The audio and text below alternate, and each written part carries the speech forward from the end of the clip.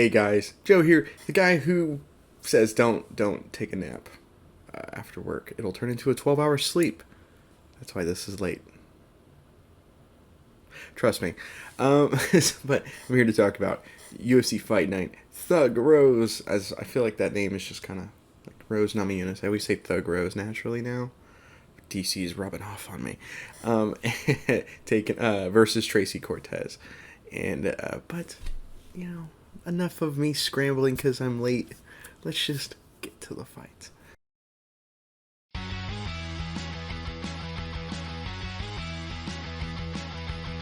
So, main event, Rose Namajunas taking on Tracy Cortez, unbeaten in the UFC.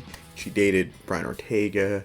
She's got a marketable look, you know, as we kind of say sometimes. Huge step up in competition for Tracy Cortez, and on short notice, and you can definitely see as Thug Rose just beat didn't pound her. It wasn't like the Paige Van Zant fight years and years ago that Rose had, where she just, beat the hell out of her. And this, it was more like just a very, very solid thumping throughout. I don't think I gave Cortez a round personally. I think first round though, Cortez gets dropped and hit so hard one of her fake eyelashes go flying off, and you got to feel bad for her because this was a very, some people say like, oh, this is a hair-raising loss. This was a hair-losing loss for Cortez, as she had to cut her hair to make weight, which sucks, and then a fake eyelash goes flying off. It's kind of a rough go.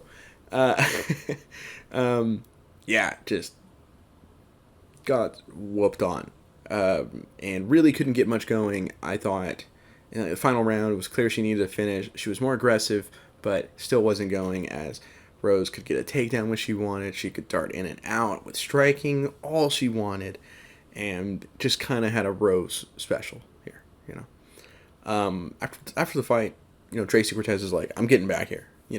I'm gonna get back here. I think it's always decent to see, like, if you're not a world-beating mega prospect, right? But you're a good prospect, but you're not like a world beater, like a Shavkat, a JDM, Tom Aspinall, guys like those guys who we all saw and went, oh, you're the dude, aren't you? Like, in a little bit, I think it's always good when like these prospects that are pretty good but need to make that next step, right? I think it's always decent to have them see, like, always a good idea to have them see like what the next level looks like, so they know what they're working towards. You don't have there's no false beliefs of like, oh, I'm always right there, like, oh, I am that level, even though you're not. Like Patty's kind of that guy that needs to see it with that. Like, hey, here's what really good non-protective booking looks like, kind of thing. And Cortez losing here, it wasn't like a mega damaging loss, so like her health isn't at like a major risk. At least I don't think. You never know in this sport, but I believe that this probably is a good thing for her. So she wants to get like right back in and get to work and stuff, which is great. That's what you want to hear out of a young fighter like that. So Rose, though, she's like, I want a title shot or a women's BMF fight, which I've heard tossed around. And Rose is probably one of the names I instantly think of for like a women's BMF. But I don't know who goes against her. I mean, unironically, the first name I could think of past that would be like Jessica Andrade. That sounds about right. Those two, it's a third fight between them for the BMF title. Yeah, all right. I don't know who else you could do. I'm sure someone's saying Holly Holm, because they pulled the Ronda KO, not knowing, totally forgetting that all of her fights since then have been horrible, basically. Outside of the Betch Correia KO, which is sick. But, I mean, around here we have coined the phrase Holly Holming, where you just hold someone against the cage and just sit there. Definitely, I'm sure someone's saying that.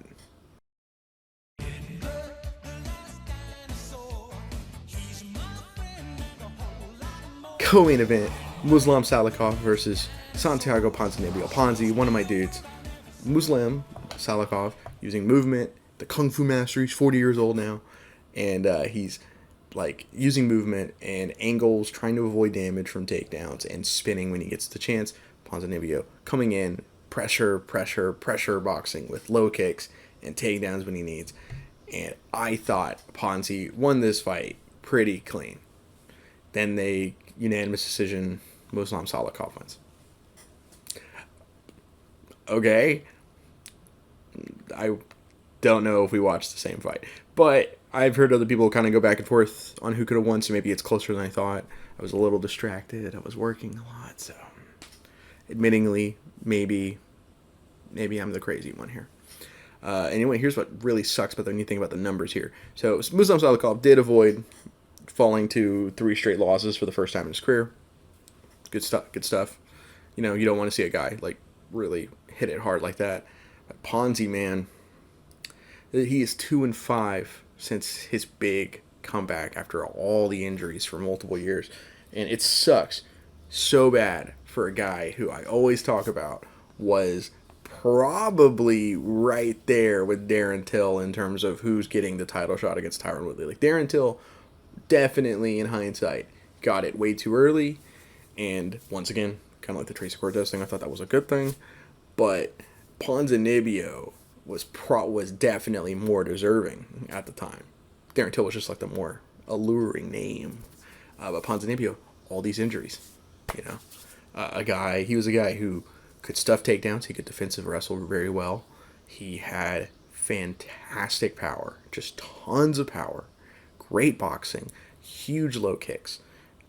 Like that would just cripple. Like he would basically low kick you, like pressure box you and low kick you until your leg is giving out, and now it's really hard to avoid the big giant right hand, the Saitama One Punch Man right hand that's coming at you, and it was awesome. It was sick. His KO of Neal Magny is like just, it's the dude was so good, and I was really wanting him to fight Tyron Woodley back in the day because I was really curious what would happen, but injuries, man. You know, he's a big what if. He's a big what if. But let's talk about the next fight. Drew Dober, Jean Silva go to war. Oh my God. First round, beating the hell out of each other. I thought Silva had the advantage. 14 days ago, he had fought. You know, he fought at 303. Excuse me, with second round KO for Charles Jourdain. And at featherweight, moves up in weight class to come in last minute for Drew. I forgot who he was replacing. I should have wrote that down, but I forgot. But comes in, fight Drew Dober at lightweight, going up 10 pounds.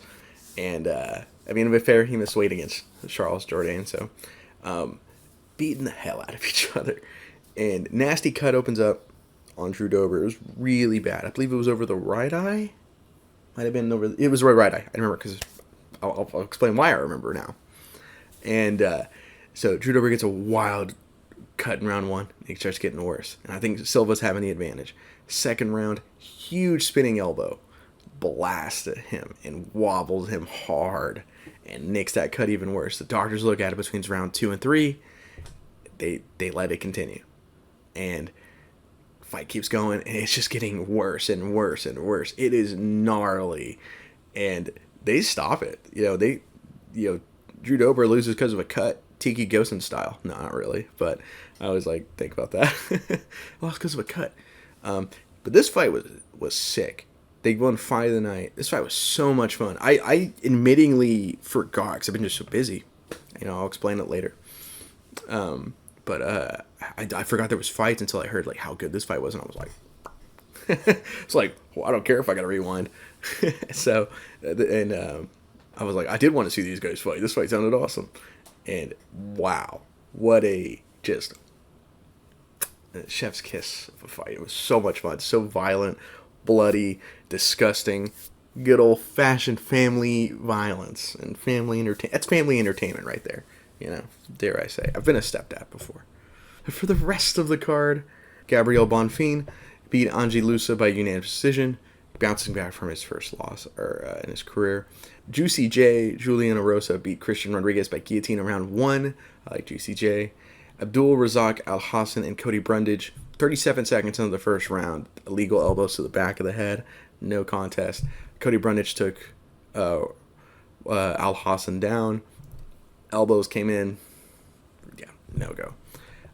37 seconds in. Sucks, because Alhassan is either going to, like, KO you spectacularly, but Cody Brundage also, like, has the ability to make it kind of a fun fight in the you know, what's the, like, thrilling, because it's like, oh, you got to take this guy down and wear him out, but that power could still be there in, like, the second and third round if you don't finish him on the ground, you know, even if he is tired, and that's always kind of fun. Charles Johnson got a slick KO in round 3 over Joshua Van. Jasmine Jasudavicius beat Fatima Klein by unanimous decision. A lot of issues in there. Montel Jackson got to celebrate 18 seconds after the fight, or 18 seconds into the fight, with the KO over Damon Blackshear. Luana Santos got a rear naked choke in round 1 over Maria Agopova. I believe that was a comeback fight for Maria Agopova. I haven't seen her in a while. Andrei Petrovsky got a unanimous decision over Joshua Frimd. And finally, Evan Elder got a submission in round 2 over Darius Flowers. And that's it for me. Sorry about last week, guys. I know I was supposed to have a rainy day thing going, but Lord, dude, I've just got done working 2 weeks with very little time to myself. It's been hell. It's been like 120 hours in 2 weeks. Oh, it's horrible. It's horrid. It's horrid. I feel like I've done nothing but work these past few weeks. Shooting's been rough. It's just been not a fun time at all. But good news, though, is my work schedule is getting reduced. I'm going back to the 40-hour a week. I was just helping out the team, taking some extra hours for us. My job, helping out that team. And but now back on the 40 hours normal schedule. Thank you. And I'm shooting this here. I woke up late. I was supposed to take a nap after work because I was just so worn out. It's turned into 12 hours, like I was saying earlier. Here I am, you know, shooting it at 8 p.m. my time. Fun. Don't do what I do, and don't sleep like I do. But in the AM, because I work overnights normally. In the AM, I'm shooting both retro reviews coming down the pipe. I got 2 coming down the pipe. One of them is for a card that I remember very fondly growing up, and it's a Patreon request. The other one you guys voted for, and I'm a little disappointed in you guys. We'll talk about it.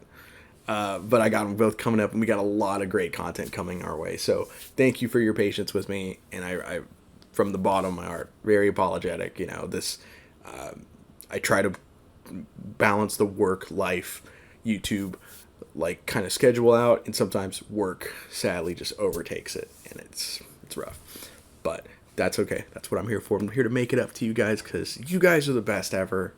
You guys know you're the best ever. I love how cocky you are about how the best ever. In fact, it's getting awkward. I noticed you guys are yelling it in the streets now that you're the best ever. I don't tone that down. No, I'm just kidding. But you guys are great, and this is what we're here for. You know, me and Carl, that's what we do for you guys. And so apologies out to you and to Carl and all them and everybody involved from the bottom of my heart. It's just been hectic time for me. But in fairness, I am losing weight, so maybe I won't be maybe I won't be the awesome version of the MMA guru, like I always say. Maybe I'll be just an awesome guy in general. But I'm Joe with the INC. Enough of me rambling and being apologetic. Thank you so much for watching, guys. You guys have a good one.